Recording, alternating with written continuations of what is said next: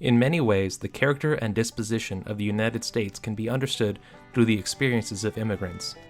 While some may groan hearing it, the United States is, and always has been, a nation made up of immigrants. On the one hand, immigrants have given America its diversity as well as its spirit of enterprise and individualism, while on the other hand, inequality and discrimination by nativist elements are expressions of a darker side of American society. Though many different immigrant groups have gone through a similar arc in the United States, the experience of Japanese Americans is unique and today particularly relevant. Despite being seen as a model minority in recent history, early Japanese immigration is riddled with discrimination and violence. In most studies on the topic of Japanese American history, California is the setting scholars traditionally focus on. However, I'm going to do something different and focus on the Pacific Northwest in this video. The states of Idaho, Oregon, and Washington have a rich and underexplored Japanese American history all their own. While countless Japanese immigrants experienced hostility, recounting their struggles without detailing their successes in the United States tells only part of the story. Known as the Issei, this first generation of Japanese immigrants faced a great deal of adversity throughout their time in America. Despite facing consistent pressure from nativists and discriminatory legislation, Japanese immigrants were resourceful and able to carve out spaces in this land of opportunity. Japanese immigration to the United States began after Japan was open to the Western world in 1853, but it really took off in the 1890s after the passage of the 1882 Chinese Exclusion Act. Industries in the American West needed large quantities of cheap labor, as the West was sparsely populated, so a pipeline for Japanese workers quickly developed. A severe lack of job opportunities in Japan was a key factor that drove immigration. When considering his options, one Japanese man recalled, "I prayed to God, asking what I should do. Then I heard a voice saying, 'Go to America.'" As Japanese migrants found success in this new land, their accounts tantalized friends and family back home. Letters sent back to Japan raved about the possibilities in the United States, as some told of money growing on trees. Additionally, pamphlets entitled Guidance for Going to America, The New Way to Go to America, and Up-to-Date Policy for Going to America were cheap and extremely popular with young men. Driven by these factors, Japanese men began to arrive in ever greater numbers to the West Coast. Once they decided to seek out their fortunes overseas, Japanese workers began a long trek across the Pacific. Men made up the majority of migrants early on, and they usually carried little more than a couple pieces of luggage during the 2-week journey. Once they arrived in an American port city, Japanese men had few if any contacts in the United States. They depended on the burgeoning Japanese communities to ease them into the country. Staying at Japanese-owned boarding houses, new arrivals found a temporary place to sleep and rest before finding work. For this first wave of Japanese workers, they found ample employment in agriculture, logging, mining, and railroads. Immigration steadily increased, but always paled in comparison to the millions of European immigrants arriving on the East Coast. Growing from a lowly 148 in 1880, the census reported 2,049 Japanese in 1890 and a further 24,326 in 1900. As the Issei arrived on the West Coast, the majority settled in California, but significant numbers came to the Pacific Northwest. Populations in Washington and Oregon reached 5,617 and 2,501 respectively, making up about 44% of the total population on the West Coast. But as more Issei arrived in the United States, their presence drew greater attention from white Americans. While money was the main draw for many Issei men, how long they planned on staying in the United States varied greatly between each individual. Many Issei immigrated with the intention of making a significant amount of money, about $1,000 or $3,000 in 3 to 5 years, before returning to Japan. Some achieved this goal and returned back, but many Issei found the American way of life more inviting. One Seattle Issei recalled, "I went to the States in 1917 and in 5 years I achieved my goal, but I had meanwhile become so used to American life that I decided not to return to my mother country." Though life in America had its benefits, it was filled with challenges. Many Issei worked in strenuous occupations that required a great deal of manual labor. Even worse, white coworkers were oftentimes highly antagonistic to their Japanese counterparts, without repercussions. As one Issei remembered, "We couldn't protest outwardly. If we did, we would be told, 'Go home, Jap,' and be fired immediately."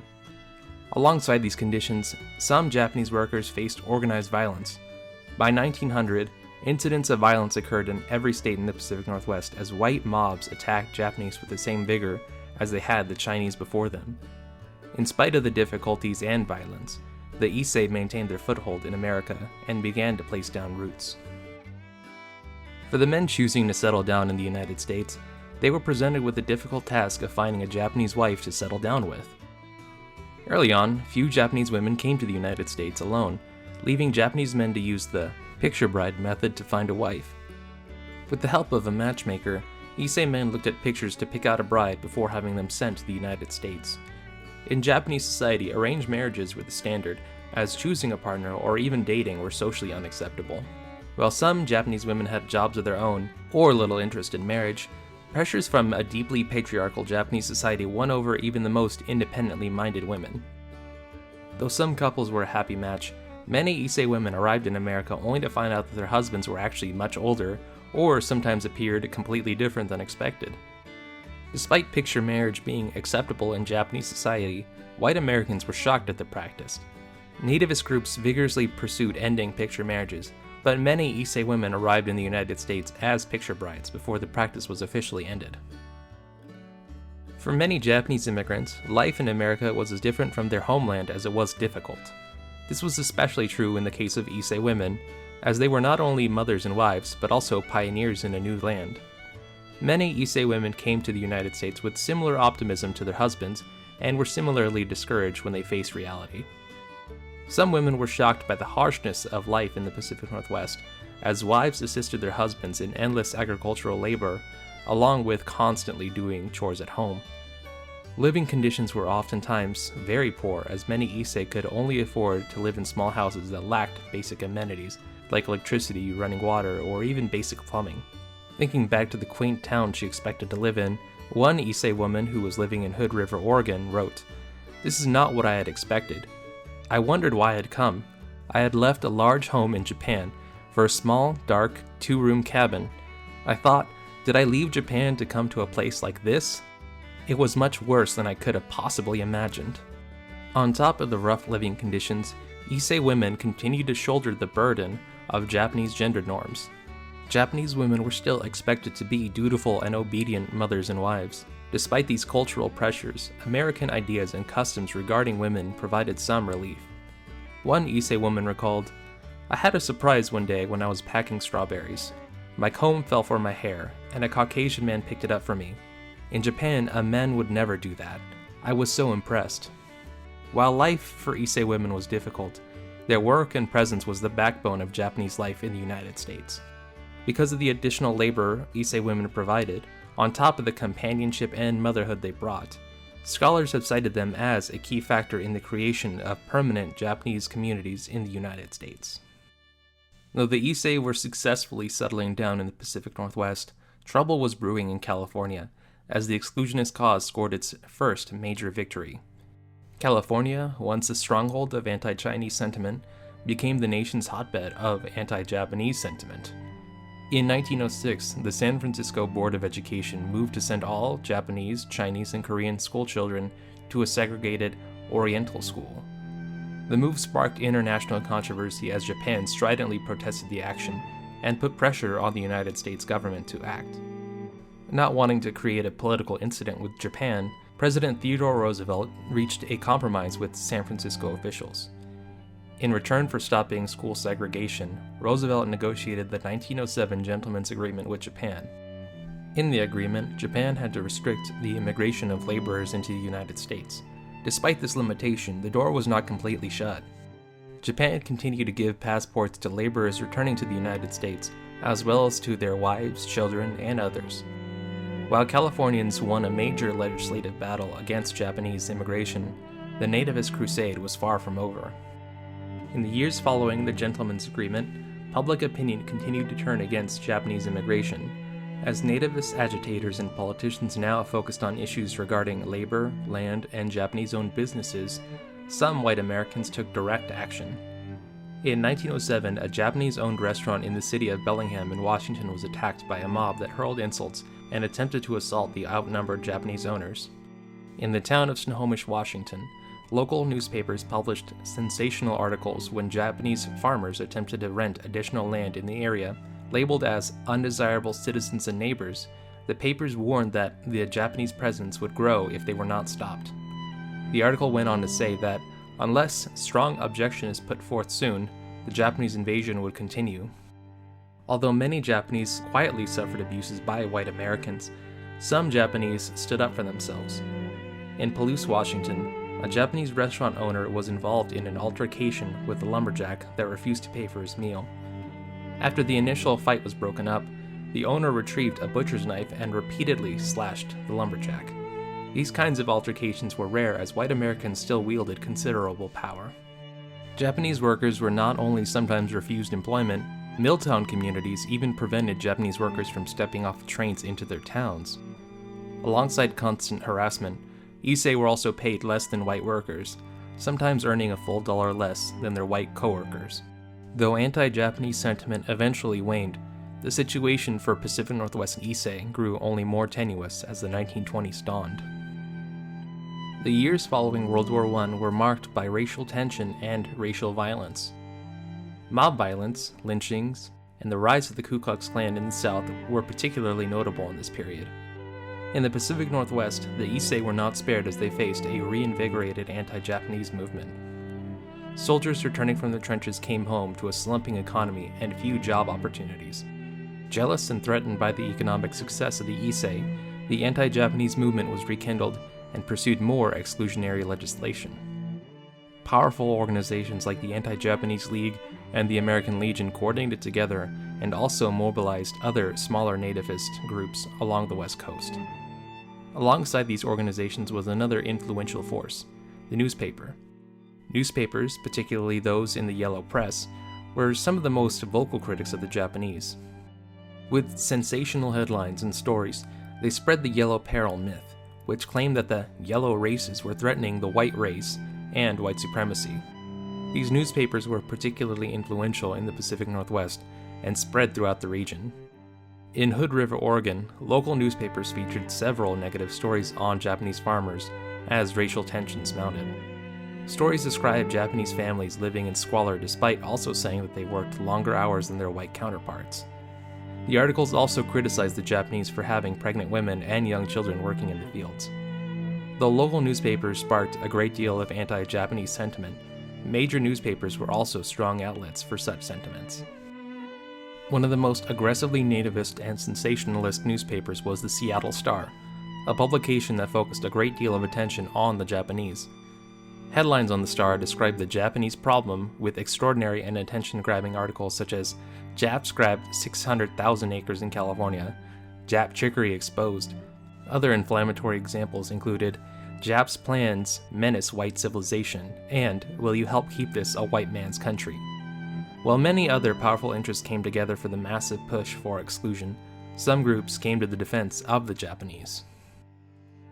The importance of churches in social justice causes is often overlooked in American history. Prominent examples include abolition and the civil rights movement, but churches were also active during the 1920s when the anti-Japanese movement was powerful. Churches were some of the only institutions that defended the Japanese and stepped up to counter the push for exclusion. As the Issei began arriving on the West Coast, churches assisted migrants in adjusting to life in America as the Issei began interacting with a new faith. Weary and homesick Issei found comfort in the social welfare doctrines practiced by churches. Specific denominations like the Methodist Church focused on their outreach programs to the Japanese and were well received by the Issei. At the Japanese Methodist Church in Portland, Issei found social activities, a place to stay, and even received assistance in finding a job within the church or elsewhere. While churches could provide valuable emotional, financial, and spiritual support, some churches did not shy away from vocally challenging nativist rhetoric. A pamphlet distributed by the Seattle-based Pacific Northwest Japanese Christian Federation showed the religious roots behind the defense of the Issei. They said, "We have but one way to solve racial prejudice, and this is through the great teachings of Jesus Christ, the great ideal, the equality of man, and they are all brothers who live in the four quarters of the world." When discussing the motives for anti-Japanese sentiment, the pamphlet astutely blamed the prank of yellow journalism, the campaign lies of cheap politicians, and race prejudice. The outsized influence of California's virulent anti-Japanese campaign was particularly noticeable to some activists.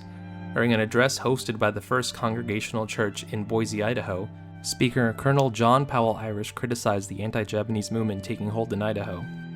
When speaking about the situation, Irish declared that the blame laid with the literature furnished by the venal press and the statements made by the venal mounts of the anti-Japanese agitators in California.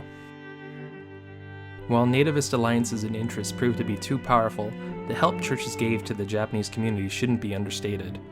Churches assisted thousands of Issei during a time when such actions were incredibly unpopular, giving many a chance to adjust and survive within the United States. Though Japanese immigration was reduced in previous years, anti-Japanese groups continue to press forward on a broad front. One of the objectives they had was to eliminate the ability for Japanese immigrants to own land.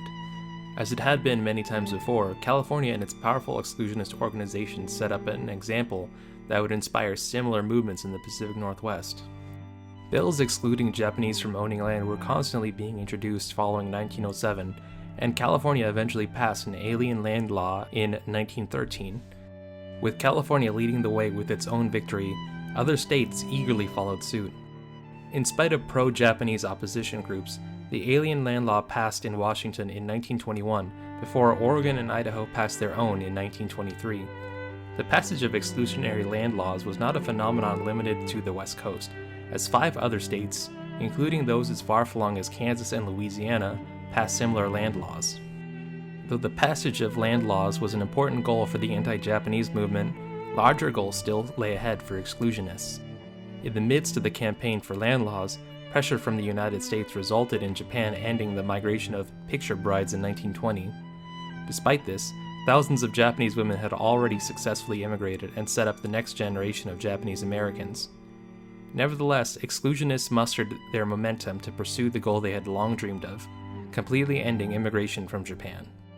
Their chance to strike a decisive blow came in the form of the Immigration Act of 1924.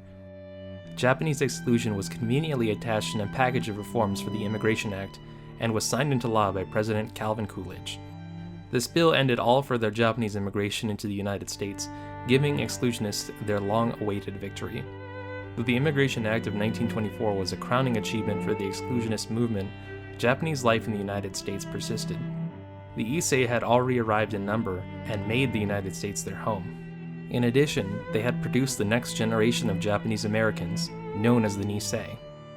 As exclusionists turned their attention to other groups, the Issei continued to live quietly in America throughout the 1920s and 1930s. Though they enjoyed a modicum of peace in the following years, events on December 7, 1941 rekindled anti-Japanese sentiments once again. But that is a story for another time. Following World War II, the McCarran-Walter Act was passed in 1952 and officially granted Japanese eligibility for citizenship. Though this was eagerly taken up by many, it couldn't help but be a little bittersweet.